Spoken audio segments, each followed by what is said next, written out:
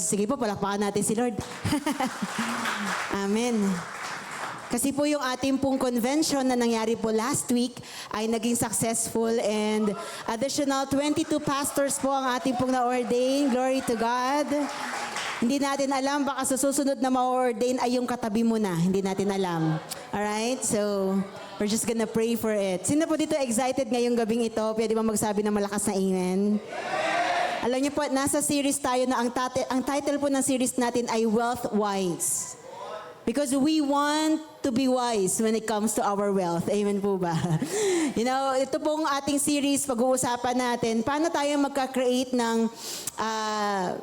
impact na kung saan ay beyond paycheck, beyond promotion. Last month, we talk about it, di ba? Kung paano tatrabaho ng maayos, na may impact. Ngayon naman, paano yung ating sinasahod or yung ating mga blessings na nare-receive sa Panginoon ay makapag-create din po ng impact sa mundong ito. Napakatindi po ng usapin ng pera at I think lahat ng tao sa mundo ay pinag-uusapan yan. In some point of our lives, no? Or maybe, walang isang week na hindi natin mapag-uusapan ang usaping pera. Alam niyo po, ang pera ay isa sa pinakamalaking test ng maturity, ng stewardship, and magugulat ka, pati spirituality. Kala natin, walang kinalaman ng pera sa spirituality, pero malaki po yung kinalaman ng pera sa spirituality natin. Kasi maraming tao ang marunong kumita ng pera. Tignan mo yung katabi mo. Grabe yan.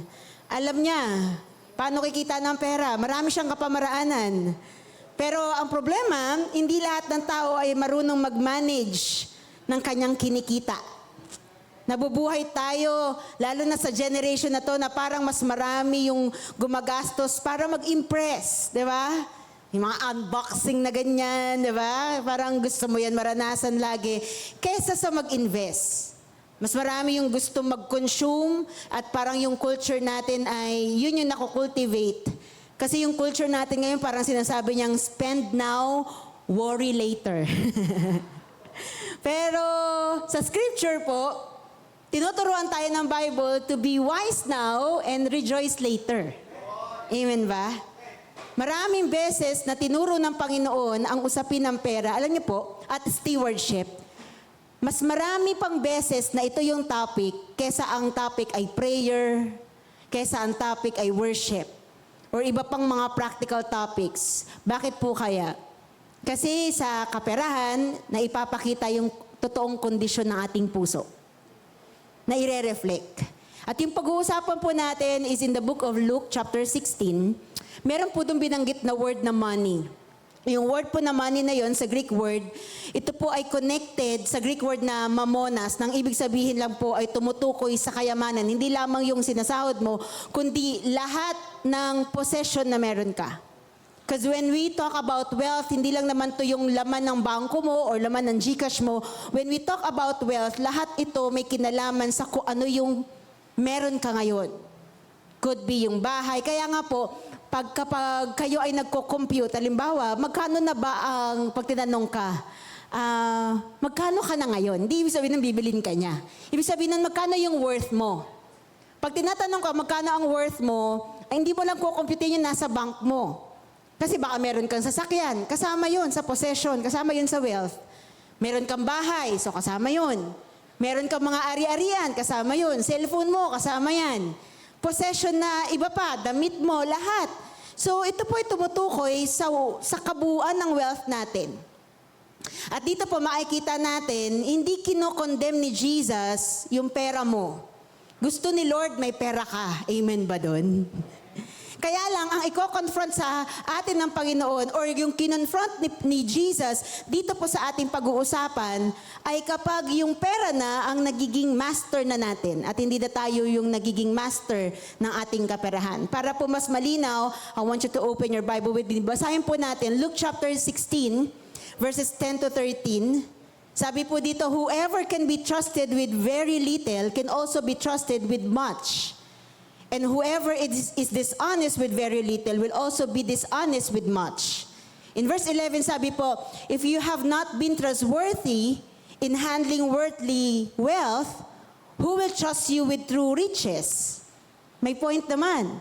Alam niyo po sa Bible, kapag ikaw ay nagbabasa, una mong hanapin yung literal na meaning. Hindi kailangan lagi, parang lagi kasi may mga verses sa Bible na literal na. Kung ano yung sinasabi ni Jesus dito, yun na yun. Yun na yun. So dito sabi niya, if you have not been trustworthy, sa verse 11, if you have not been trustworthy in handling worldly wealth, who will trust you with true riches? If you have been trustworthy with someone else's property, who will give you property of your own? May point naman. At sakto naman. Kung hindi ka daw mapagkatiwalaan ng property ng iba, paano ka mabibigyan ng property sa'yo? Tapos pagdating na verse 13, sinabi doon, no one can serve two masters. Either you will hate the one and love the other, or you will be devoted to the one and despise the other. You cannot serve both God and money. So yung verse po na ito, pinapakita nito ni Jesus Christ sa atin na ang paraan mo ng paghawak ng pera mo ay reflection ng paraan mo ng paghawak mo sa Diyos. Ulitin ko, yung paraan mo ng paghawak ng pera mo ay reflection kung paano ka kumakapit sa Panginoon. Kung faithful ka sa maliit, ibig sabihin ready ka sa malaki. Kung loyal ka kay Lord, ibig sabihin hindi ka controlled ng pera, kundi ang pera ang may control sa'yo. So bakit po ba ito sinabi ng Panginoong Jesus? Ano po ba yung pinaka-reason kung bakit na-discuss ito ni Jesus Christ? Yung pong binasa nating verse ay part po siya ng malaking kwento or parable po ni Jesus na pag nakita niyo po sa Bible, lalo na sa NIV nyo, New International Version, makikita niyo po, may title doon, The Parable of Shrewd Manager or Unjust Steward. So sa story po na yon, no, kung saan nakapaloob itong ating binasa, may isa pong manager na kung saan inakusahan po siya na inaabuso niya yung ari-arian ng kanyang amo. So ngayon, nalaman yun ng amo niya at sabi sa kanya, hindi mo inaayos yung hindi mo inaayos ng maayos yung pinamamanage ko sa'yo, tatanggalin na lang kita. So naisip nung manager na mawawalan na siya ng pagkakakitaan. At kung kakalat ang chika na ganun siya, ang mangyayari ay hindi na rin siya bibigyan ng pagkakataon ng iba pag siya ay namasukan. Di ba po kahit naman ngayon nangyayari yan, kapag halimbawa may mali kang ginawa sa company mo, or should I say, may illegal kang ginawa sa company mo. Sa ibang company, mabablacklist ka kasi connect sila no? So ganun yung naisip nitong manager na to. Kaya ang ginawa niya, bago siya tanggalin, ginamit niya yung natitirang oras niya para ayusin ang utang na mga nangutang sa amo niya. Hindi sa kanya, sa amo niya. So sabi niya dun sa isa, magkano ba ang nakuha mo sa amo ko? Ganito po, ganito karaming wheat. Kasi dati ang inuutang nila hindi lang naman pera, but yung product. Ganito karaming wheat. Sabi nung isa, 1,000 na wheat. Sabi niya, sige, bayaran mo na lang. Sabi niya ganun, ayusin mo yung bill mo. Sabi niya, bayaran mo na lang ng 800. Yung isa, merong, ang tawag dito, may 800, binabayaran niya ng 400. So ito ay ginawa niya para makakuha siya ng pabor at security in the future. Para maging maayos yung pangalan niya, kahit naaalisin na siya doon sa kanyang pinapasukan kasi nga hindi naging maayos yung unang pamamahala niya. Nung nalaman yun ng amo, hindi niya pinuri yung pandaraya nitong o yung ginawang mismanagement nitong manager niya. Pero na-amaze siya sa katalinuhan na ginawa ng manager niya ng pag-handle ng resources sa ilalim ng pressure at uncertainty sa kanyang future. Nagawa niya pa ring i-manage kung ano yung meron. Na-maximize niya yung time niya para ayusin yung mga dapat ayusin. And dito po papasok yung teaching ng Panginoon kasi po during that time, actually sinasabi niya to, yung parable na to, kinakwento niya sa mga disciples niya. Pero hindi lang ito para sa mga disciples niya, kundi para din sa mga tsuwariwap, mga nakapaligid na Pharisees during that time. At kung makikita niya po in verse 14, nung dinescribe ni Dr. Luke, itong mga Pharisees na to, sila daw po yung mga lovers of money. mga religious leaders, kaya lang sobra akong maningil, sobra sa tax, sobra sa lahat ng bagay. At greedy na itong mga Pharisees na ito. So sinasabi ito ni Jesus Christ, hindi para lang sa mga disciples niya para matuto silang mag-manage ng kanilang wealth, kundi sinasabi din ito ni Jesus Christ para i-correct itong mga Pharisees na ito na kung saan walang ibang gustong hinangad kundi pera. Pera, salapi, kwarta sa mga tao. Kung maaalala nyo, may passage sa Bible na nagalit si Jesus Christ. Kasi yung templo ng tatay niya ay ginawa ng tindahan. Sabi ng iba, ayaw ni Jesus na may nagtitinda sa loob ng church. Hindi yun ang point ni Jesus Christ. Hindi sa ayaw niya mag-business ka. Hindi sa ayaw na niya dito po sa church natin, pagkatapos ng service, may mga nag-aalok-alok, di ba? Ba't di naman natin i-stop? Kasi hindi naman po yun ang point ni Jesus Christ. Alam niyo kung bakit po siya nagalit? Kasi nung nakita niya yung tindahan, lahat overpriced. Kasi nga, greedy na ang mga tao. Kaya nagalit ang Panginoon dahil bakit? Yung ginagawa nila ay pagbibusiness na kung saan nagbibigay na ng stress sa mga tao. Kaya yung iba, hindi na lang pupunta ng templo. Ngayon, malalayo na sila sa Panginoon. Kaya may point yung galit ni Jesus during that time. Kaya ngayon, itong ating Panginoon ay kinakausap niya yung mga disciples niya, pero at the same time, kinokorek niya itong mga Pharisees na to. And maybe tonight, whether it's a correction or an encouragement or direction na ibibigay sa atin ng Panginoon, ng panalangin ko po, let's open our hearts and receive God's word. Kasi alam niyo po, makapangyarihan po ang pera, naapektuhan niya ang decision mo. Maapektuhan niya yung relationship mo. Sino sa inyo, marami ka or may mga kakilala ka na because of money, kahit magkakamag-anak, magsisiraan, magpapatayan pa nga eh. Because of money, naiiba yung priorities ng mga tao. Because of money, naiiba yung emotions mo. Tingnan mo yung katabi mo. 2 dahilan kung bakit minsan mainit ang ulo niyan. Una, gutom yan. Pangalawa, wala na yung pera.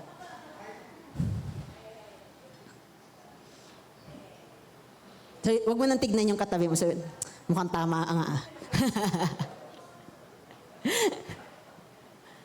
At minsan, ang nakakalungkot pa, sobrang makapangyarihan ng pera na kahit faith ng isang tao na matibay naman sana ay maaapektuhan.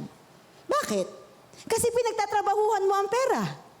Kasi ibinibigay mo ang iyong lakas para kumita. Kaya dumarating yung time na kapag hindi nagiging sapat, kapag may mismanagement, dumarating yung time na kayo ay nag-aaway, kinaka-stressan natin yan. Minsan ipinagpapalit pa natin yung convictions natin para lang sa pera. Kaya ang financial wisdom po, o yung pagiging wise natin sa wealth, ay hindi lang po practical na usapin, ito po ay spiritual. A lot of people ay nawala sa Panginoon, or maraming tao. Personally, may mga kilala po ako na nawala sa Panginoon. Bakit? Kasi kailangan nila ng pera. Doon na lang sila, kahit wala na sila kay Lord, kasi kailangan nila ng pera. So yung question natin ngayong gabi, paano ko i-handle yung wealth na hindi ako ang nahahandle ng wealth?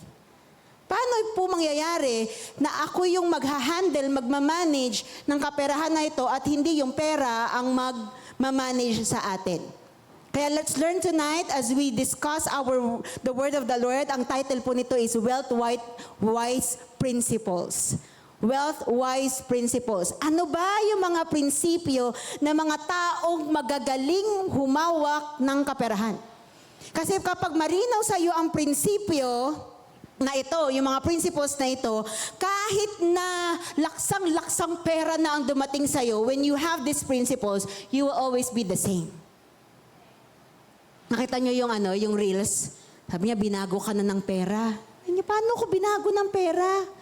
Wala nga ako niyan. Sabi niya gano'n. Bigyan mo ako ng pera, baka Marami daw tao binago na nito.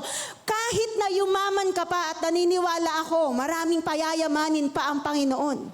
Di mo lang alam, baka yung katabi mo, secret millionaire na pala yan. Nakuha na pala niya yung first million yan, di mo pa alam.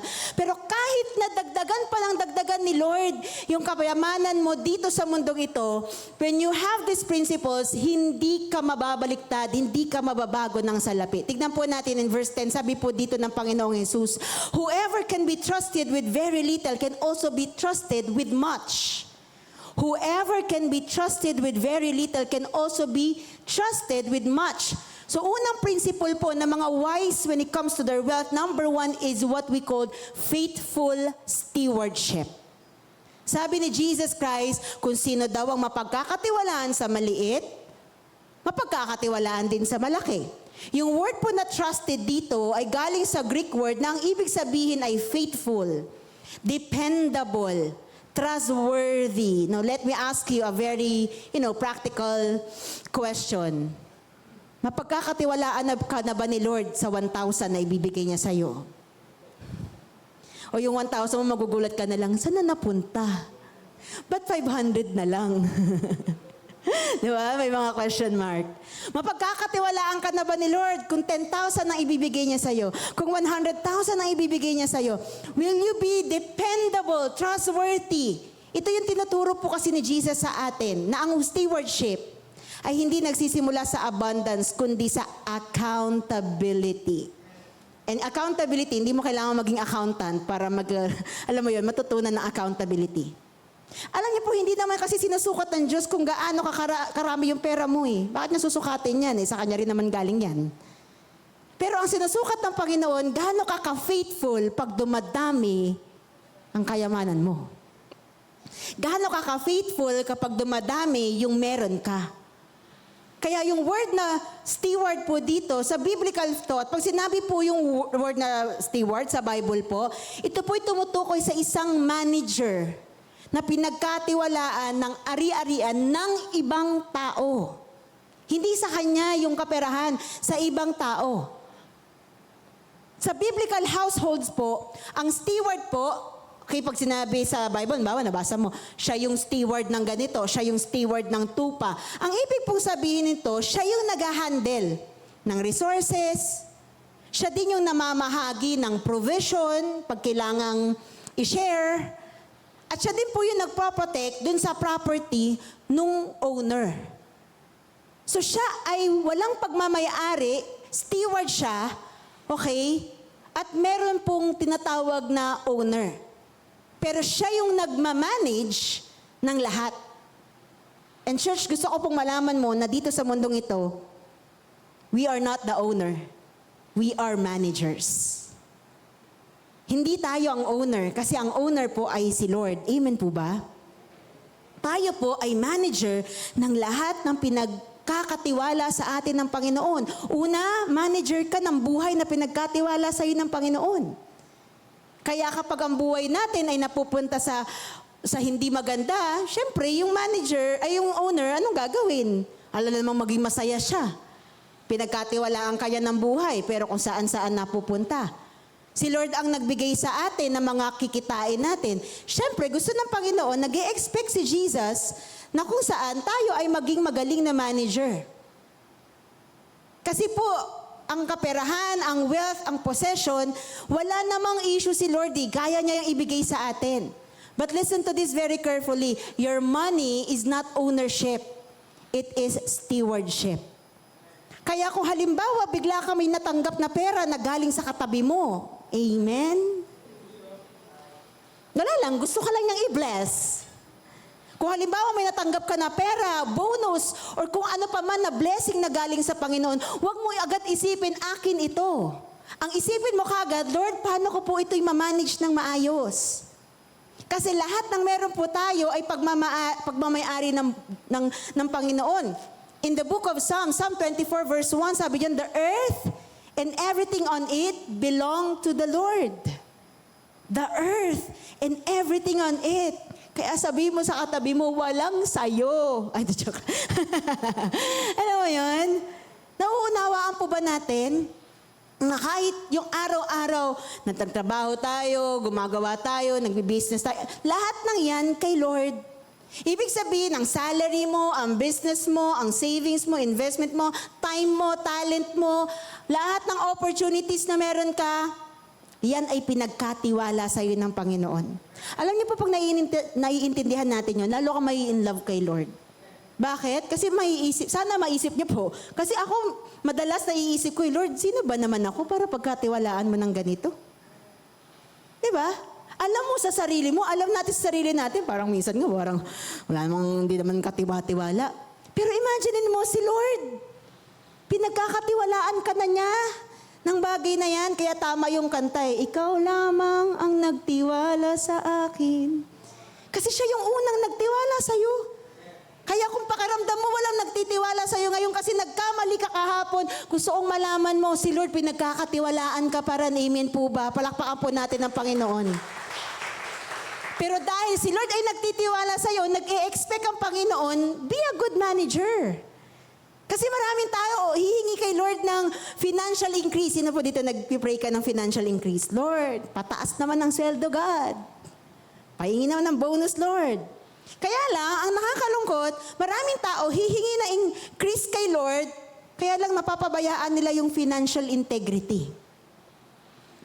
Paulit-ulit na pinakita po sa scripture, sa Bible po, pag binabasa po natin yan ng paulit-ulit, makikita natin na ang faithfulness precedes favor. Ang faithfulness mo, binabayaran ni Lord dyan. Nakakakuha ka ng pabor na galing sa Panginoon. Because of your faithfulness. Ang stewardship, kapag magaling kang manager, it precedes increase. Napansin niyo po yung parable of the talent? Yung isa na wala siyang ginawa, binaon niya lang yung binigay nung owner sa kanya. Sabi niya, master, kasi alam ko, matapang ka eh. Alam ko na ayaw mo ng kaya binaon ko na lang. Sabi niya, sana pinasok mo sa bangko. Pero doon sa nakapag-earn pa ng 5 more, anong ginawa ng Panginoon? In-increase niya pa. Yung nag-iisa, kinuha niya at binigay niya doon sa nakapag-increase pa. Kasi stewardship precedes increase. Kaya pag gusto mo ng increase kay Lord, galingan mo munang i-manage yung meron ka ngayon. Galingan mo, sabi mo sa katabi mo, galingan mo. Ang discipline, it precedes promotion. At napag-usapan na po natin when it comes to promotion, pwedeng hindi ka makita as candidate for promotion ng boss mo, pero tandaan mo, may boss ka sa langit na nakakakita nito. So madalas, tinitest tayo ng Diyos sa maliit, bago ka pagkatiwalaan sa malaki. So pag hindi ka marunong humawak ng maliit na seldo, paano ka bibigyan ni Lord ng malaking seldo? Pag di ka marunong humawak ng simpleng responsibility, paano madadagdagan yung responsibility mo? Or paano ka pamamahalain ni Lord ng mas malalaking at mga complicated pa na responsibilities? Kaya alam niyo po, sa mga dito, nabibigyan ka na ng opportunity to handle bigger responsibility. Yan ay reflection kasi nahahawakan mo na yung mga simple. Hindi ibig sabihin, tawag dito, binabad trip ka lang, pinapower trip ka. Hindi, baka kasi nakita ng boss mo or nung kung sino mang tao na yun, maybe leader mo, baka nakita niya, hindi, sa simpleng bagay na pagkakatiwalaan ko na to eh. So, dagdagan natin. Itaas natin. Pag hindi ka marunong humawak ng basic budgeting, posibleng yung mas malaki sana na resources ay hindi sa'yo maibigay ng Panginoon. Church, tandaan po natin, money does not change character. Madalas lang, nire-reveal ng pera kung ano na talaga yung character natin. Kaya nga araw-araw, hahingi tayo sa Panginoon, Lord, baguhin mo pa yung character ko. Kasi alam ko naman, hindi pa naman tayo perfect lahat. Kaya napaka-importante po nito. Napaka-importante po na maunawaan natin yung faithful na pagiging manager. Alam niyo po, ang faithfulness sa maliit, naghahanda yan para sa atin sa mas malaking responsibility. Bago ka palawakin ni Lord yung financial capacity mo, ide-develop mo na ni Lord yung spiritual character mo para kapag hahawakan mo na yung first 1 million mo, ready ka na. Hahawakan mo na yung first 1 billion mo, ready ka na. So, ano ang mga practical signs? Pastora, paano ko po malalaman kapag faithful steward na ako? Bigyan po kayo ng konting mga practical signs. Ito na yung mga ginagawa mo pag faithful steward ka na. Number 1, budgeting before spending. Yan. Kahit anong matanggap mo, pag faithful steward ka na, nagbabudget ka muna bago mo igastos. Ano pa? Marunong ka na mag-pay ng obligations mo on time. Sabi mo sa tabi mo, on time. Hindi na di-delay, hindi, alam mo yon, hindi na-late, on time. Malalaman mo rin, good steward ka na kasi na-avoid mo na or nakokontrol mo na yung pagiging impulsive buyer. Pagiging impulsive sa iyong pagbili. Tapos, nagiging consistent ka na sa savings mo. Baka meron tayo niyan. I think baka meron tayo niyan sa ating PowerPoint. Nagiging consistent na yung pagsisave mo. Kahit walang nagsasabi sa'yo, nagiging automatic na siya. And when it comes to giving, you always want to honor the Lord. Diyan mo makikita, nagiging faithful steward na ako. And, last but not the least, you're living below your means. Hindi ka pag tumaas yung sahod, mas tataasan mo yung lifestyle. Ikaw, dahil good steward ka na, the more na inaangat ni Lord, the more na kinukompute mo nga at kumagastos ka lang below your means. Hindi more than. Kasi maraming tao lagi may financial pressure. Dahil may emotional lang spending habits natin eh. So imbes na maging emotional ka, starting today, para maging good steward ka, make it intentional. Maging intentional ka sa mga gagastosin mo. Kasi you know what? Ang wise stewardship, nangangailangan lagi ng planning. So yung sahod mo, planuhin mo. Yung baon mo, planuhin mo. Paulit-ulit, pinupuri ng Proverbs. Book of Proverbs, pinupuri niya ang wisdom, ang discipline, ang foresight. Kasi ito ay mag-aalis sa atin sa careless living natin. Di magiging magaling ka, magiging faithful ka. Na what? Na steward pag ganyan. Sino po dito medyo may problema pa sa budgeting? May mga, naman tayo dyan, may mga coaching tayo dyan. Alam mo, hindi naman po masama ang budgeting. In fact, listen to this. Ang budget or ang budgeting ay hindi restriction. Ito po ay direction. Para hindi ka nagugulat, saan napunta yung pera ko? Kasi pag nagbabudget ka, nakikita mo, okay, ang 10K napunta dito, ang 5K napunta dito, ang ganito napunta dito. So, hindi siya restriction. Direction po siya sa atin. Kasi pag walang financial direction, mabilis mawala ang income. Pag walang financial direction, tumataas yung kautangan. Dumadami pa lalo yung stress mo. Mawawala yung mga opportunities. Kasi bakit? Stressful ka eh. Lagi mainit ulo mo, masisira yung character mo, edi wala na yung opportunities. Napansin niyo po, magkakakonect sila. Kaya nga, pag ikaw ay faithful na steward, malinaw sa'yo, every peso has an assignment. So, lagay mo na yan sa isip mo Ano ba ngayon? Magkakasahodan pala sa 15, no? Lagay mo na, every peso has an assignment. Kasi di ba, money is a tool. So, every peso has an assignment. Ito, para dito. Para ganyan. Para sa discipleship. Para sa giving ko to. Sa tithes ko, offering ko. Ito, pang bayad ng bills. Ito, sa aking, ang tawag ito, emergency fund. Ganyan. Every peso has an assignment. Sabi po ni John Maxwell, a budget is telling your money where to go instead of wondering where it went. Sino po din na nasabi mo saan napunta yung pera ko? Umalis ba siya mag-isa? Nag-impake ba siya?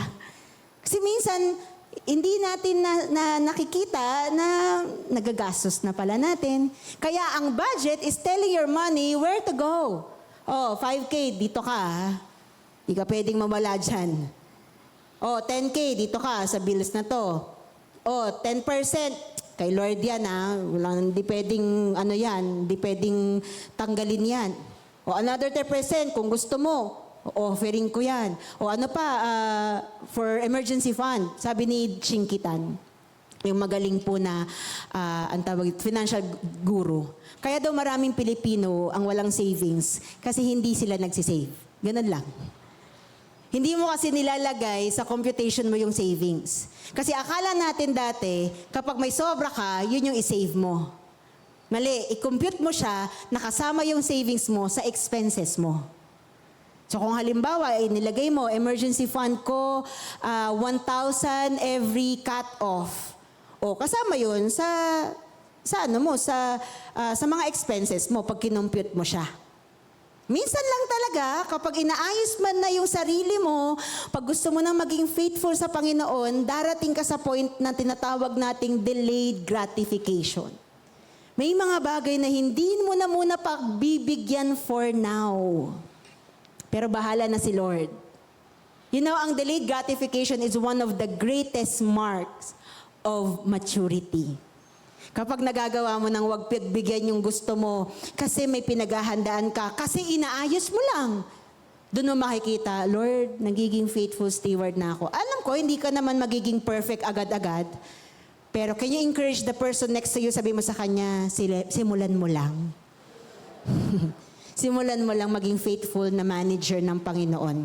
So starting today, you can ask yourself, kamusta ba ako sa mga maliliit na opportunities? Kamusta ba ako sa maliit na sahod? Kamusta ba ako sa maliit na income? Kamusta yung spending habits ko? Yung spending habits ko ba ay may wisdom o because of impulse lamang?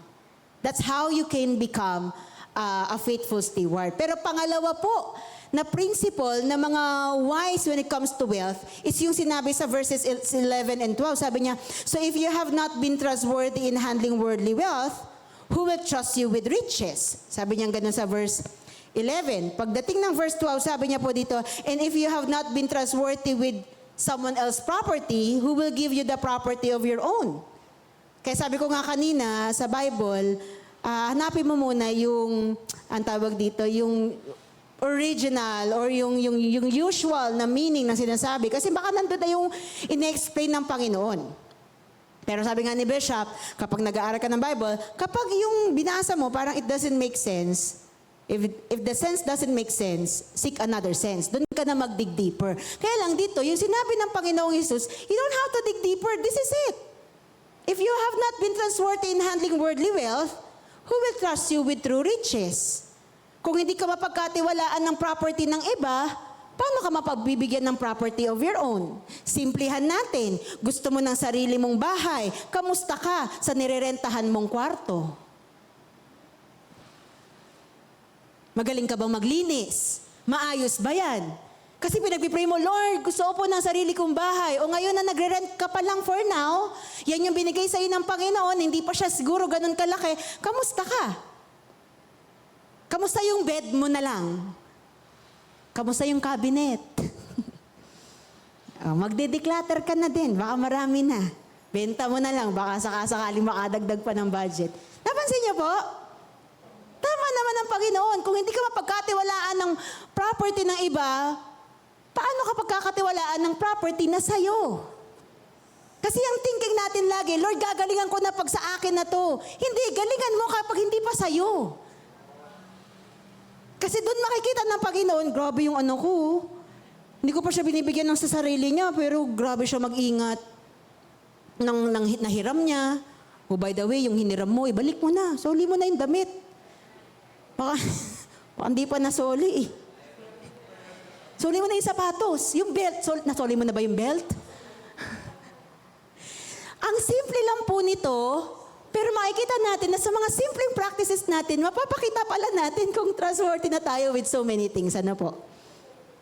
So, pangalawa po na napaka-importante when it comes to the principle of wealth-wise or mga wise when it comes to wealth. Pangalawa, una, faithful stewardship. Pero pangalawang principle ay tinatawag nating focus priorities. Sabi niya, if you have been untrustworthy of handling worldly wealth, who will trust you with true riches? Yung word po dito na worldly wealth ay galing po sa Greek expression na tumutukoy sa temporary earthly possessions. Ulitin ko po temporary earthly possessions. Yun po yung worldly wealth. Bakit siya temporary earthly possession? Kasi lahat po ng meron tayo dito sa mundong ito na meron ka at nahahawakan mo, hindi natin yan madadala sa kalangitan. Kahit na yung pinaka-expensive na clothes na nabili mo or jewelry na nabili mo, hindi natin siya madadala sa kalangitan. Kaya, ang term sa kanya ng Panginoong Jesus ay worldly wealth. Na ang ibig sabihin, temporary lamang. Binibigay, pinagkakatiwala sa iyo ng Panginoon kasi kailangan mo siya ngayong nasa mundo ka pa. Ngayong nasa earth ka pa. Siyempre, kailangan mo naman ng bahay. Siyempre, kailangan mo naman ng damit. Siyempre, kailangan mo naman ng pagkain. Kailangan mo rin ng pera. Pag di mo kailangan ng pera, bigay mo sa katabi mo. Kailangan niya. Kailangan natin ng pera para mabuhay tayo. Amen po ba? Hindi mo pwedeng sasakay. Simple na lang. Hindi mo pwedeng sasakay ka ng MRT. Tapos sabi, bayad niyo po, I am paid by the blood of Jesus. Hindi mo pwedeng ganun. Simple kakain ka ng sa fast food, bibili ka ng burger. Ay, payment niyo po, paid na yan ni Jesus. Hindi pwedeng ganun. So alam ng Panginoon, kailangan natin ng mga worldly wealth. Kaya gusto din ng Panginoon, binibigyan ka niya na ito. Kasi nga, kailangan natin ito. Pero bakit siya temporary? Because this is not your true home. Kaya siya temporary lang. Pagdating sa langit, hindi mo na kailangan yan. Kasi sa langit, provided lahat. Pagdating sa langit, hindi mo na kailangan ng pera, maniwala ka sa akin. Hindi ka na magiging mukhang pera doon. Hindi na talaga. Kahit kamukha mo pa yung mga nasa pera. Kasi bakit? Di mo na yung kailangan. Sa langit, di mo na kailangan ng pambili ng pagkain. Kasi provided na ni Lord. Hindi mo na rin kailangan ng pambili ng clothes. Kasi provided na yan ng Panginoon. In fact, mag-iiba na yung pangangatawan natin. Magiging what? Magiging panglangit na katawan na siya. Na hindi na nangangailangan ng lahat ng kailangan natin dito ngayon. So malinaw naman kay Lord, kailangan natin ng what? Ng worldly wealth. Kaya lang, listen to this, nagbigay si Jesus Christ ng contrast between dito sa temporary riches at yung tinatawag niyang true riches. Meaning, pagdating kay Jesus, hindi totoong kayamanan yung yaman mo sa mundo. Sa paningin ni Jesus, masaya siyang ibibless kanya ng mga worldly wealth, pero hindi yan ang tunay na kayamanan. Kasi nga temporary lamang siya. Kasi may tinatawag pa na true riches. Ang temporary riches, it will fade. Pero yung sinasabi ng Panginoon dito, sabi niya, who will trust you with true riches? Yung true riches dito, this is eternal. Something that will not fade. So, binigyan niya ng contrast to ngayon. Ang issue ni Jesus Christ dito ay hindi yung possession. Hindi yung tinatanggap mo. Hindi yung kayamanan mo. Gusto nga ni Lord dyan i-bless ka niya ng i-bless eh. Pero yung point ni Jesus Christ dito, ayusin mo ang priority mo. Focus ka sa kung ano ang dapat pinaprioritize. Kaya in Matthew 6:21, sabi niya doon, for where your treasure is, there your heart will be also. Kaya sabi ko nga kanina, madalas na i-reveal ng spending, ng desire, yung true worship natin. Kasi kung saan laging napupunta ang resources mo, doon sumusunod yung affection natin, doon ka na nabubuhay, doon na lahat.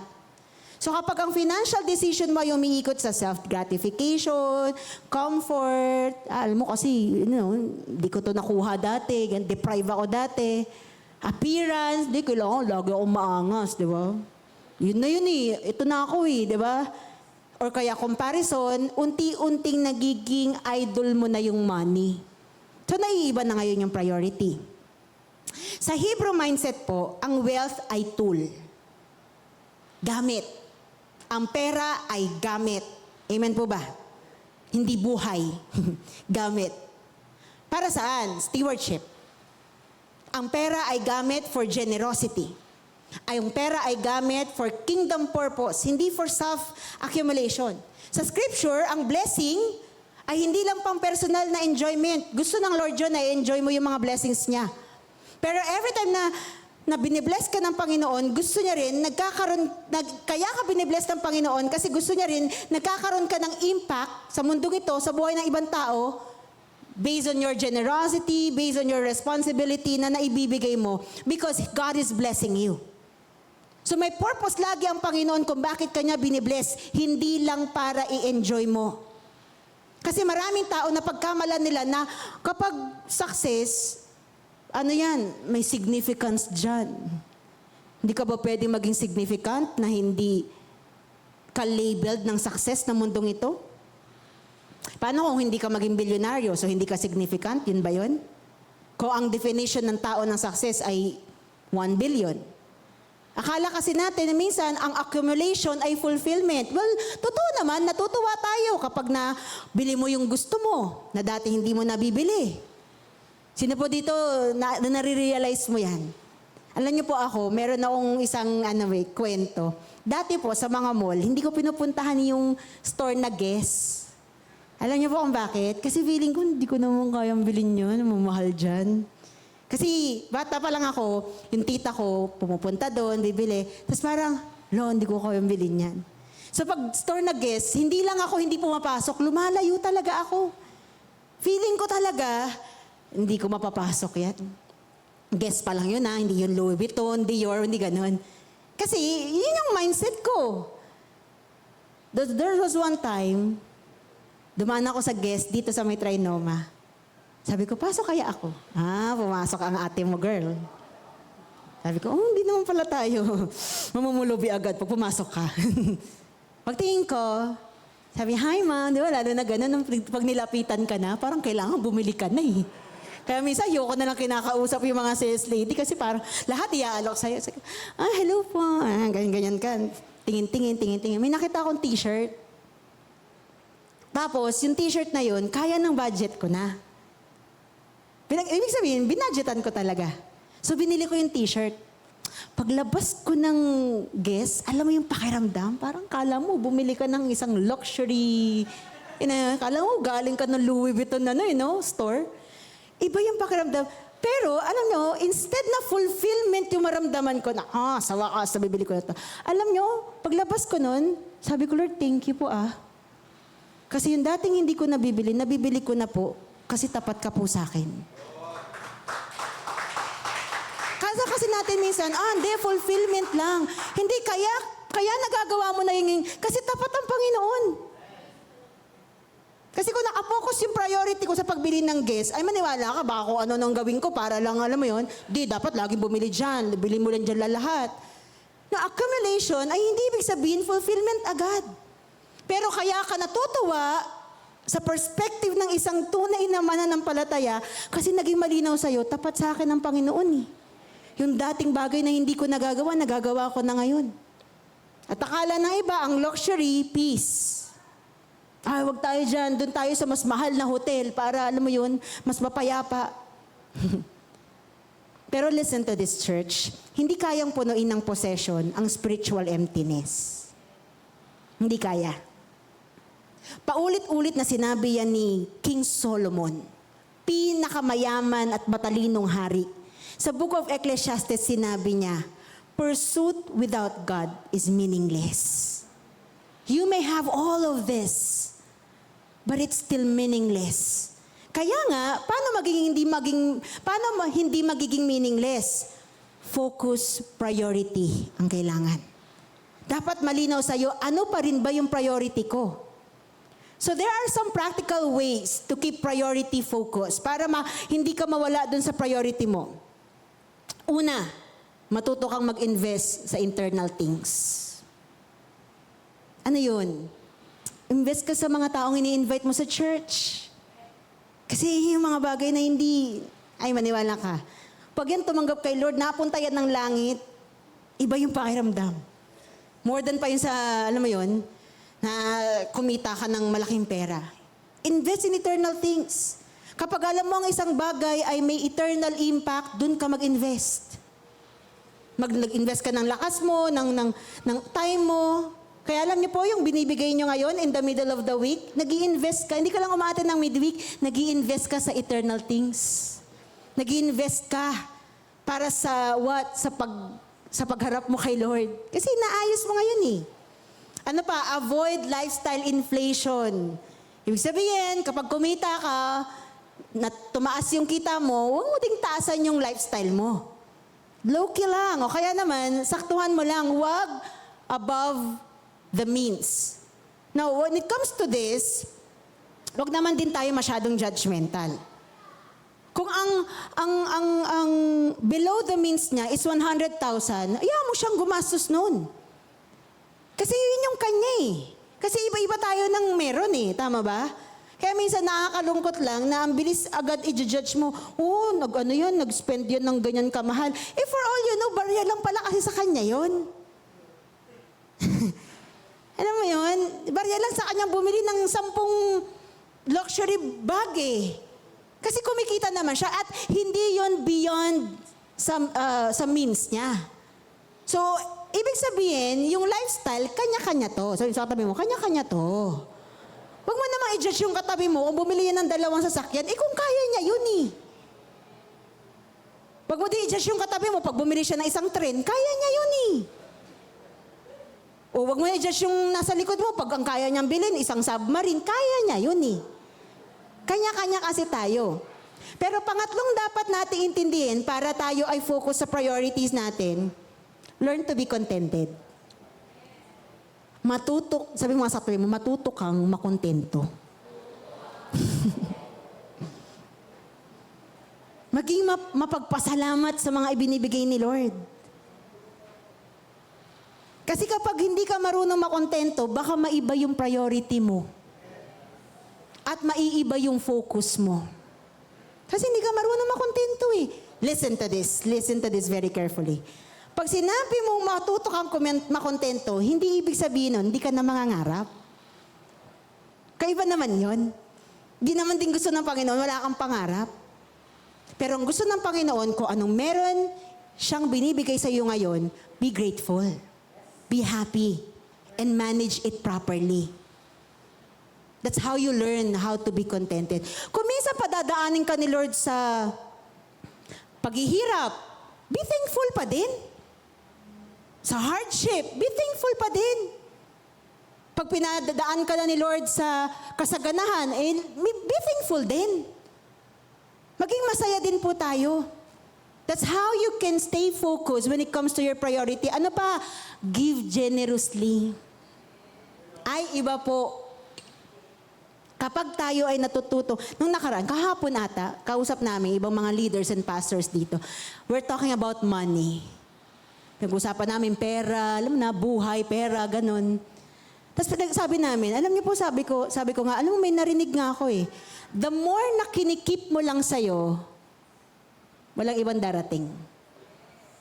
Pero the more na marunong kang mag-release, maging generous, magbigay, mapapansin mo, kahit napansin ito ng hindi Christian, Muslim pa nga eh, na napapanood ko sa social media, si Paring Hybe ng Gentry Rolex.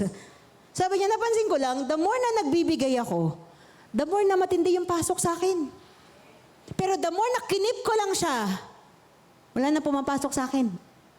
Kaya sa katabi mo, huwag kang madamot. Give generously. Even the Bible said it. Kahit ang Book of Proverbs, sinabi niyan, na mas lalong yumayaman ang mga generous. Kaya yung katabi mo, inilibre ka na yan mamaya. Kasi sa paglibre niya sa'yo, nandun ang kanyang pagpapala. Amen ba? Sabi nila, Pastor, wala pang sahod kung maka-challenge ka naman dyan eh. Akala mo naman sahuran na. Alam niyo, pinakamas masarap magbigay ng generous? Yung panahon na parang walang-wala ka. Kasi ibig sabihin nun, hindi mo na inaalaw yung laman ng pera mo ang mag-define ng generosity mo. Kundi yung generosity mo, character mo na siya. Marami ako o hindi, magbibigay ako. Kasi bakit? Kasi yung Diyos na meron ako, hindi nagsawang magbigay sa akin. Amen ba? Huwag mo nang bayaran yung kuryente ng katabi mo, okay na yan. Baka mabayaran mo pa sa magkano ba yung bill mo? Baka sa sobrang generosity na, magkano ba yung bill mo ngayon? Mahirap na. Baka yung iba, 20,000 na yung bill eh. Pero give generously. That's how you stay focused when it comes to your priorities. And avoid, ito last, avoid comparison spending. Hoy, gumastos siya ng 10K, dapat 10K din ako. Ulitin ko, baka yung 10K, barya lang sa'yo. Sa kanya, yung 10K mo, kalahati na ng buhay mo yun. Hindi mo pwede. So avoid that. Maraming tao financially stressed. Hindi dahil kulang yung income nila, kundi unmanaged yung mga desires nila. Yung mga nais natin. Alam niyo po, isa sa pinakamalaking financial trap, comparison. Ba't ganyan yung buhay ng kapitbahay natin? Dapat ganyan din tayo. Pag yung kapitbahay mo nagpasara ng kalye kasi birthday niya, sa susunod na birthday mo, kailangan papasara ka rin? Alam mo yun?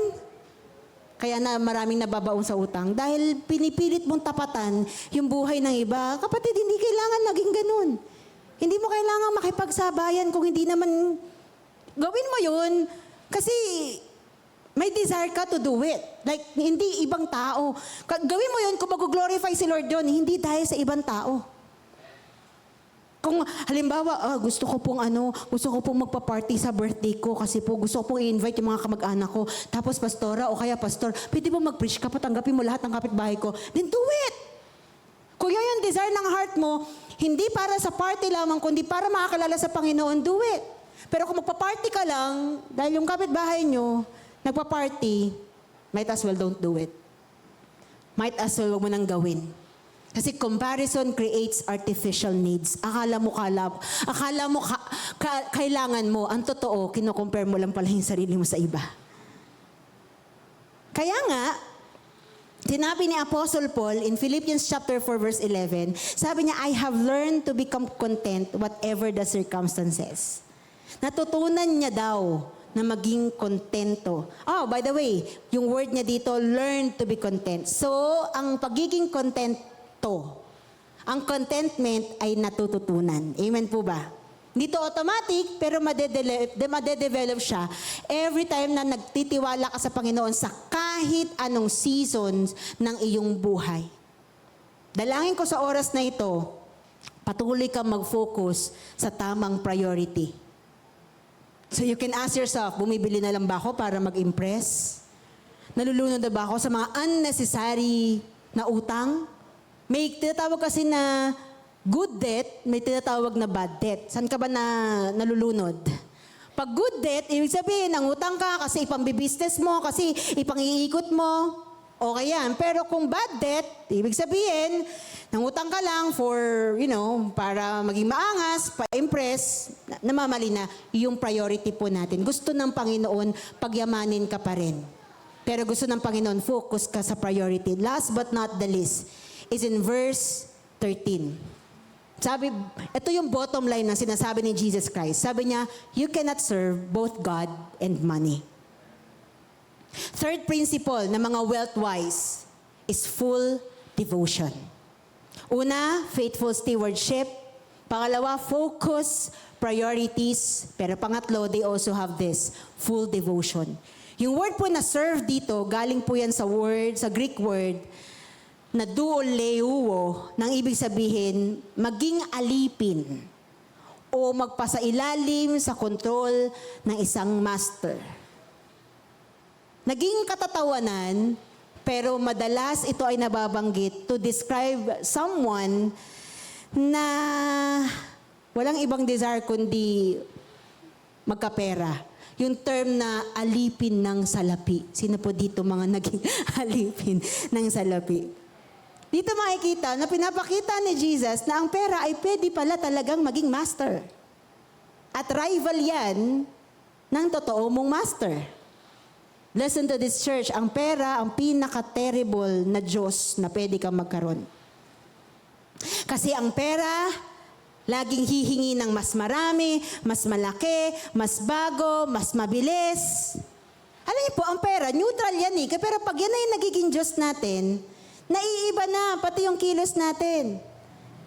Kaya ang sabi ng Bible in 1 Timothy chapter 6 verse 10, for the love of money is the root of all evil, not the money but the love of money. Hindi yung hindi pera yung evil, kundi pagmamahal ng tao sa pera. Ang issue, ni Jesus Christ dito is para matanggal yung maling master ng isang tao. Paano mo masasabing na ma-master or master ka na? Or master mo na yung pera o yung wealth mo, yung possession mo? Siya na yung kumukontrol ng desisyon mo. Pag walang pera dyan, di ako pupunta dyan. Yan. Kung di ako kikita dyan, wag na lang.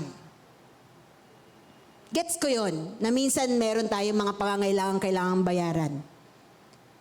Pero minsan, kailangan mong pairalin din yung pagtulong. Alam mo yun? Kawang gawa. Alam niyo po bilang pastor, isa po to sa dapat ay iniingatan po namin. There was one time, I was invited into this church. Ang pastor po nila ay Korean, but I was invited sa sa youth gathering po nila. Ang nag-invite sa akin ay youth leader nila. Sabi niya, Pastora, can you preach po sa youth gathering namin, ganyan-ganyan? Sabi ko, oh. Sabi ko, sige, dito lang naman po yan sa may bandang West Ave. So we went there, ready ako, preach, ganito, ganyan.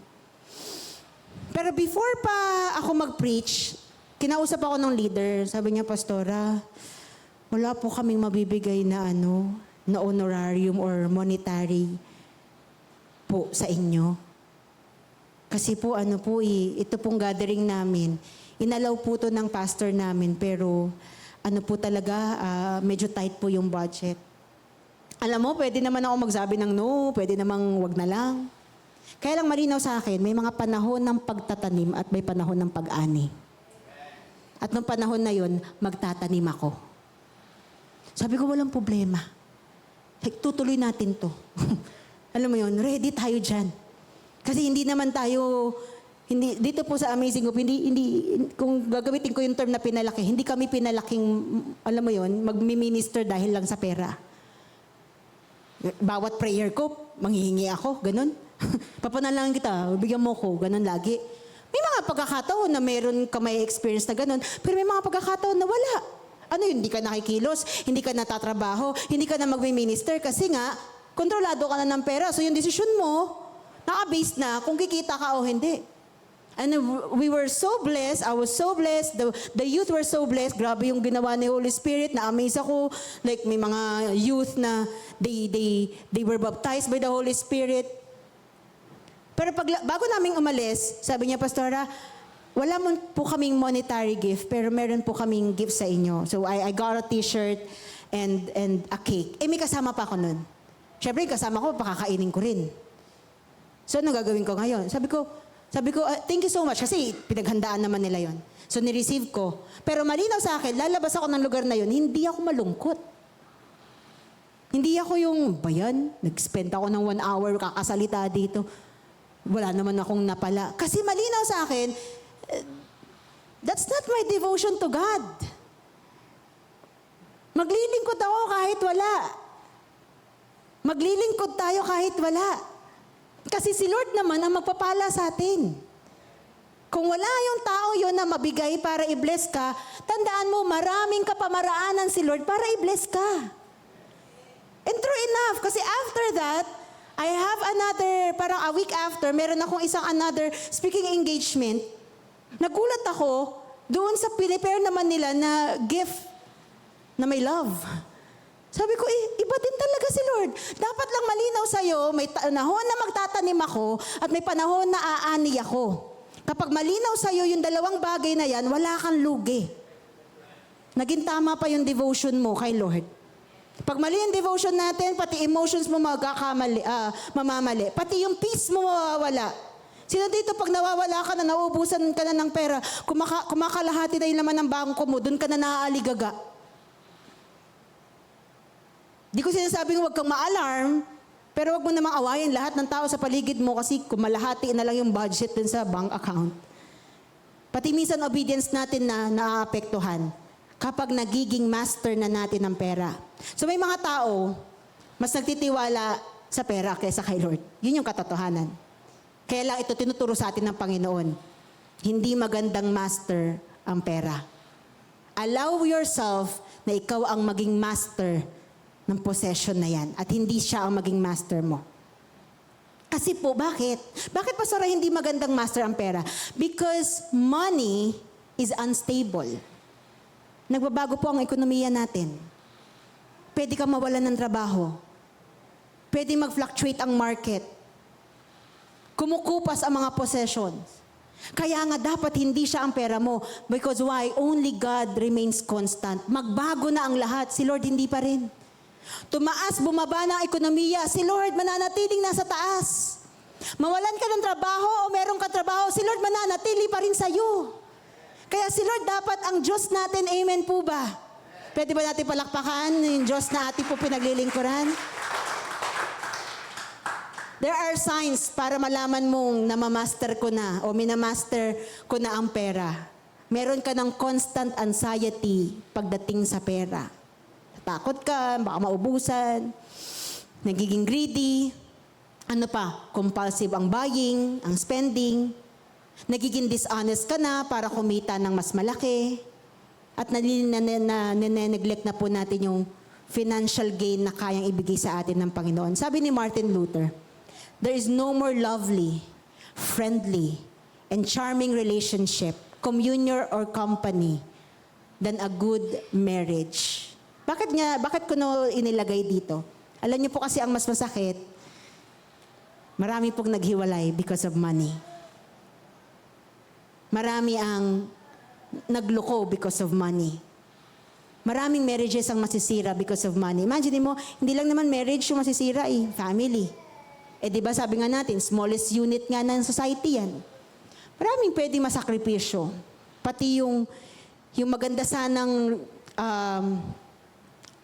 upbringing ng mga anak natin ay pwedeng masakripisyo kung mamamali tayo ng master. Kaya nga, pangatlong principle po ito sa atin, dapat you have a full devotion to God. Amen po ba?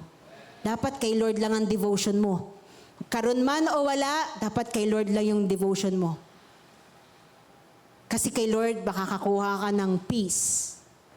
Alam niyo po, na-realize ko lang, success without peace is still poverty. Yung feeling successful ka, pero wala kang kapayapaan, naghihirap ka pa rin nun. Ibang tao, bibili sila para matakasan yung stress, loneliness, insecurity, disappointment.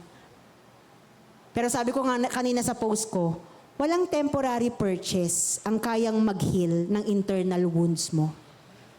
Baka kaya ka bili ng bili, feeling mo, alam niyo po, ako kasi, kaya ko to binabanggit, hindi kasi para lang. Naranasan ko po kasi ito Napaniwala ko kasi yung sarili ko, nung magtatrabaho na ako, pinaniwala ko yung sarili ko, deprive ako. Kasi hindi ka mayaman So deprive ako, pinaniwala ko yung sarili ko. Kaya naman, bili ako ng bili, kasi deprive ako Yun yung paniniwala ko Wala kasi akong ganito, na meron yung kaklase ko. Wala kasi kaming ganito, wala akong ganito. So pinaniwala ko yung sarili ko na deprive ako. Okay, nakabili ako noon. Okay, nagugulat nga ako. Sabi ng nanay ko nung one time na bumili ulit ako ng bagong sapatos, sabi ng nanay ko, bumili ka naman ng sapatos? Kapibili mo lang Nawala na sa isip ko yung kung kailan ako huling bumili. Kasi nga, pinaniwala ko yung sarili ko, deprive ako Kasi hindi kami mayaman dati. Kasi ganito, kasi ganyan. But then I realized, nung lubog na sa utang, malaki na yung babayaran ko sa credit card, walang temporary purchase ang kayang mag-heal ng internal wounds. Yung pagpapaniwala ko sa sarili ko na deprive ako, if you're gonna dig deeper, may internal wounds pala doon.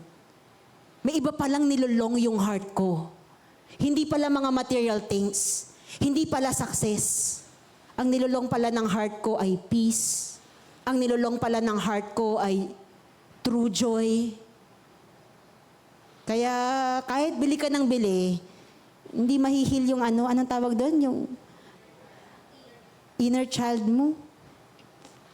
Nga mo, bibili ka pa ng Barbie, 30 years old ka na Saan naman tayo dyan? Sa bootcamp natin, natututunan natin yan. Lapit ka kay Lord, i-lay down mo yung mga internal wounds mo, tapos ipahil mo sa Kanya. Wala pang gastos yun. Alam mo yun? Hindi ka pa gumastos. Baka yung tanging gagawin mo na lang doon, pamasahe mo or whatsoever. Kasi Si Lord ang kayang mag-heal ng mga bagay na yun, hindi ang mga temporary purchases na meron tayo. Don't get me wrong, pwede mo pa rin bilhin yan. Pero dapat malinaw sa'yo, kanino ka devoted? Kay Lord o sa mga bagay na ito? You know, as I conclude tonight, my prayer is this. Ang panalangin ko po, na maging matalino ka when it comes to your wealth. Alam niyo po kung bakit? Kasi kapag matalino ka nang i-handle yung mga bagay na binibigay sa'yo ng Panginoon, magiging masaya ako na makita pang binibless ka palalo ni Lord. Kasi naging matalino ka. Wealth without wisdom becomes destruction. But wealth with wisdom becomes stewardship. Tamang pagmamanage. Hindi lang wealthy sa possession, kundi wealthy din, or hindi lang wise sa possession or sa wealth mo, kundi wise ka din when it comes to stewardship. Because at the end of the day, God will not ask you, magkano bang kinita? God will not ask you, magkano natira sa bank account mo bago ka po umakyat dito. God will not ask you that. Di kayo nagtaka? Gusto ni Lord, kumikita ka, gusto ni Lord, you're gaining a lot here on earth. Pero hindi kayo nagtaka, gusto mo, Lord, na mag-gain ako ng mag-gain dito. At binibless mo rin naman ako. Pero wala akong dadalhin sa langit. Di ba kayo napaisip nun? Gusto ni Lord, i-bless ako. Binibless nga ako ng Lord eh. Gusto ni Lord, tumaas pa yung income ko. Gusto ng Lord, mag-prosper ako. Pero lahat ng ito, na ginugusto ko at alam kong gusto din naman ni Lord sa akin, hindi ko madadala sa langit. Bakit ganon? Tila baga parang unfair?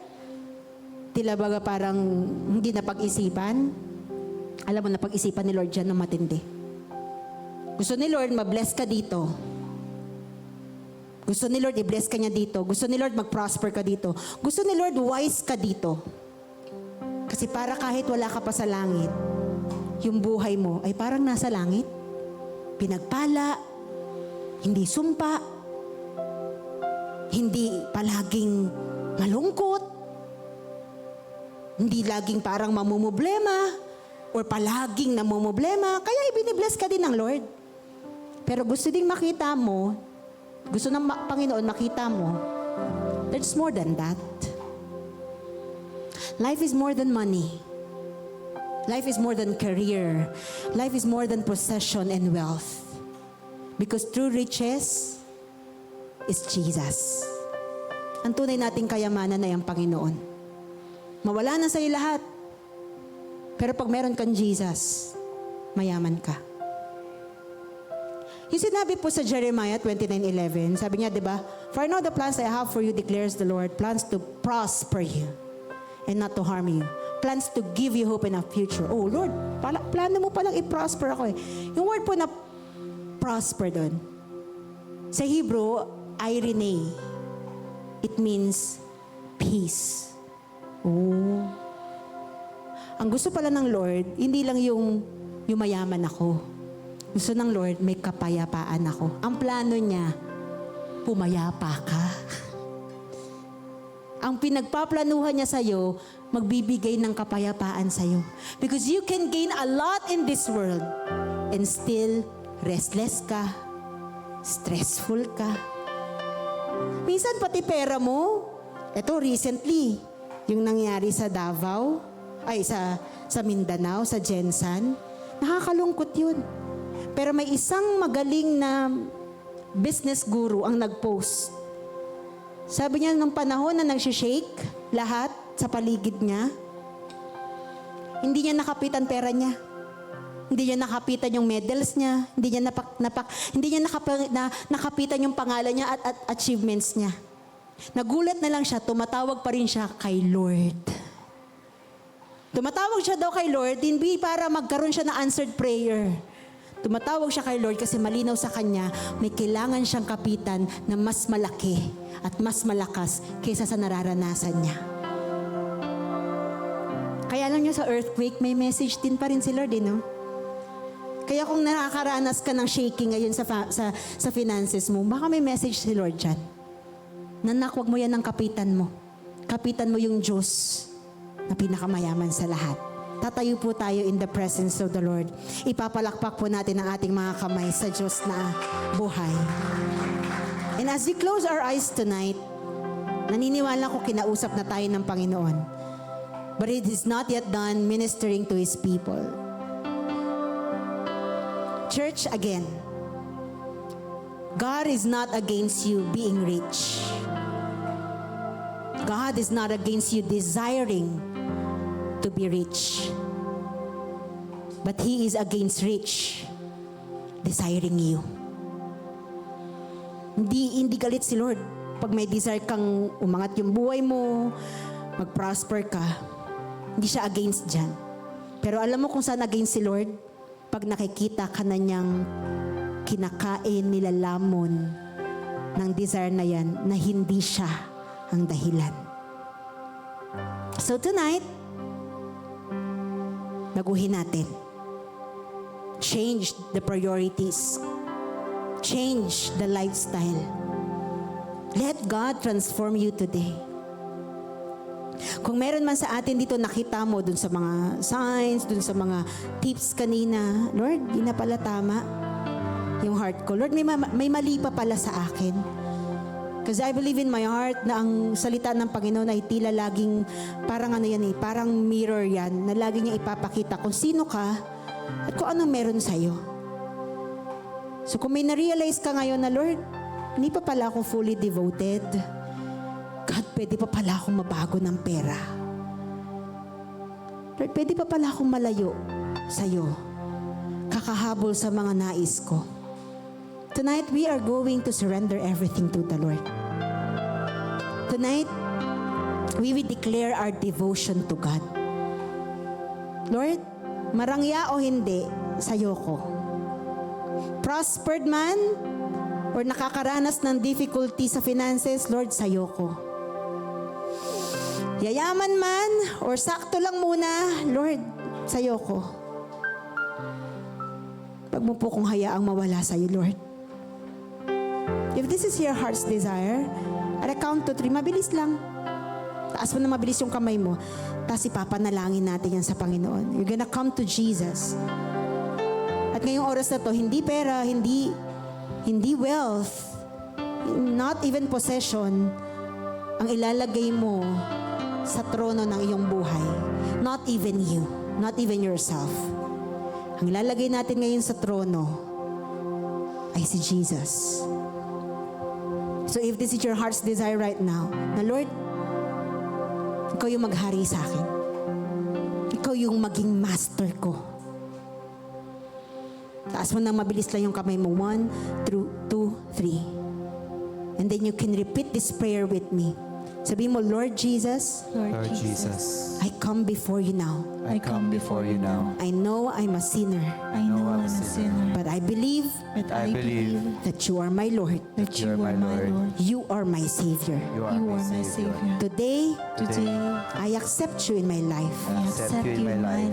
Forgive me. Forgive me. Cleanse me. Cleanse me. Be my master. Be my master. In Jesus' name I pray. In Jesus' name I pray. Amen. Amen. Ngayong araw na to, gusto ko malaman mo, sino man ang nakalagay o ano man nakalagay dyan sa trono na yan, pinatatalsik mo siya ngayon. At inilalagay natin si Jesus sa kalagitnaan ng ating buhay. Maniwala ka, pwede nating maranasan ang lahat ng kasaganahan ng mundong ito. Pero kung wala si Jesus sa buhay natin, the Bible said it is meaningless. Feeling mo na naman lost ka. Mafe-feel mo na naman na may kulang. Kasi nga, it's meaningless.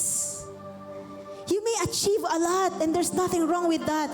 Pero pag wala na si Lord sa ninanais mo, it's gonna be meaningless. Ibig sabihin lang nito, kapatid, si Jesus ang tunay na meaning ng buhay mo. Si Jesus ang tunay na meaning kung bakit ka yayaman, kung bakit ka magpa-prosper. Si Jesus ang tunay na meaning na dahilan kung bakit ka magtatrabaho, bakit ka magkakaroon ng pangarap. Si Jesus ang tunay na dahilan kung bakit nanaisin mo mag-prosper at umangat sa buhay. Because you want to glorify the name of Jesus. You want to lift up the name of Jesus. Kung may pinapanalangin ka ngayon, at baka mali yung panalangin mo dati, Lord, promotion, para maangatan ko siya. Lord, bigyan mo ako ng maraming income, para maipamukha ko sa kanila na mga hindi naniniwala sa akin. Kapatid, babaguhin ni Lord yan ngayon. You will be promoted because you will glorify God. You will be rich because you will glorify God. At kung meron man dito, nagpe-pray ka ng financial breakthrough, financial increase, you will receive that. Hindi para magmayabang. I-receive mo yan because God will also use you as a kingdom financer sa mundong ito. Dapat ganun yung panalangin mo, Lord. Kung papayamanin mo po ako, payamanin mo ako para maging kingdom financer ako sa mundong ito. Para po maipalaganap po, Panginoon, ang salita mo pa sa maraming tao. That's the right heart of a wise person with wealth. Father God, today, we thank you for your word. We praise you, God. Kasi Lord, dami mong binago. May mga inalis kang maling mindset. May mga inalis ka, Panginoon, na hindi tama. At pinalitan mo po, Panginoon, ng tamang prinsipyo. Alam ko, Lord, na hindi ka naman galit sa iyong mga anak. Kasi Lord, nakikita mo, Panginoon, na minsan may mga pagkakataon, Lord, nababago yung desire ng heart namin. Pero Lord, instead na magalit, i-punish mo kami, Lord, ang ginagawa mo ay ipinauunawa mo sa amin. Bakit napaka-importanting hindi ka po namin ipagpalit? Kaya Lord, ngayong araw na to, we're declaring our devotion to you, God. Wala pong amount ng money or possession ang hahayaan po naming maglayo sa amin sa iyo. Lord, kung payayamanin mo ang bawat isa, payamanin mo, Panginoon, para mag-glorify ang pangalan mo. So right now, I'm gonna give this to you. Kung naman yung pinapanalangin mo sa Panginoon, hindi masama yan, kapatid. Pero ilatag mo lang kay Lord. Tapos sabihin mo sa Panginoon, Lord, kung nais mo din itong ibigay sa akin, Lord, let it be done. That's how you submit yourself and that's how you become wise. Lord, kung nais mo to, Lord, yung promotion na to, Lord, let it be done. Lord, kung maitataas kita sa yung pangalan mo, Lord, sa amount na ito, Lord, let it be done. Lord, kung maitataas ang pangalan mo, Panginoon, sa expansion ng business na ito, Lord, let it be done. Not selfish desire, but a heart that is pure before the Lord. Totoo lang na nais mo mag-prosper, pero tama ang dahilan. And that is to glorify God. Whatever that is na ipinapanalangin mo ngayon, gusto kong malaman mo at i-remind ka. Una, mayaman ang tatay mo sa langit. Wala siyang hindi kayang ibigay sa'yo. Lahat pagmamayari niya. Gusto kong malaman mo din na hindi lang siya mayaman. Pero yung tatay mo sa langit, generous. Hindi siya madamot. Nakayanan niyang ibigay si Jesus sa atin. Meaning wala na siyang kayang hindi pa ibigay sa atin. Sige, lapit ka kay Lord. Ipanalangin mo yan. Ito yung moment mo to be transparent to God na, Lord, ito yung desire ng heart ko. Pero Lord, kasi hindi para kung saan man at hindi para lang sa sarili ko, Panginoon. God, I want this because I want to glorify your name. I want this, God. Kasi Lord, through this, Lord, maa-advance, Panginoon, yung kingdom mo. Through this, Lord, lalawak. Lord, kaya ako gusto ng mas malawak na influence, God. Kasi malinaw sa akin, Lord, pwede pa akong mag-disciple ng marami. Kaya Lord, gusto kong lumawak yung influence na meron ako. Laging ang reflection ay si Lord. Laging ay reflection si Lord. Magugulat ka, you're gonna touch the heart of Jesus today. And you will see how God will pour out His blessing. Kasi naging malinaw na sa'yo, sino ang master mo? Sino ang dapat pagbibigyan ng glory kapag na-receive mo ang mga bagay na yan? Lord, today I pray, pour out your blessing upon your people. Yung capacity niya, Lord, na humawak ng wealth, i-increase mo, Lord. Yung katalinuhan niya, Lord, to manage the wealth, Lord, palawakin mo pa. Nang sa ganun, Lord, hindi na lang 10,000 na ang imamanage niya. 100,000 na, Lord. 1 million na, Lord. 1 billion na, God. At kung hanggang saan mo pa, Lord, gusto siyang i-prosper. But God, I pray right now that her or his capacity to manage yung mga pinagkakatiwala mo sa kanya sa oras na ito, Panginoon, bigyan mo siya ng matindi pang wisdom, God. Palawakin mo po, Panginoon, yung kakayahan niya to do this, Lord. Nang sa ganun, Lord, hindi niya na po maibabalik yung sarili niya sa mga dating pagkakamali. Sa pagiging impulsive, sa hindi pagiging wise. At kung meron man dito, Lord, asking for another chance. Kasi Lord, hindi siya naging magaling na steward. God, I believe that you are the God of many chances. O second chance. Pagkaloob mo po, Panginoon, sa kanya na makabawi siya, Panginoon. Makabangon siya. Dalangin ko, Lord, lahat ng nakuha niyang aral from that mistake will remain learnings, a learning, God, habang pinaprosper mo po siya. Pour it out, Lord, right now. Pour out your blessing. Pour out your answer to their prayers, God, in the name of Jesus. Pour it out, Lord. Promotion, influence, opportunities. Lord, sa'yo nang gagaling ang lahat ng yan. Kaya sa'yo po kami humihingi sa oras na ito, Lord. At malinaw sa aming Panginoon, today, Lord, whatever that we receive from you, God, ikaw ang aming itataas, Panginoon.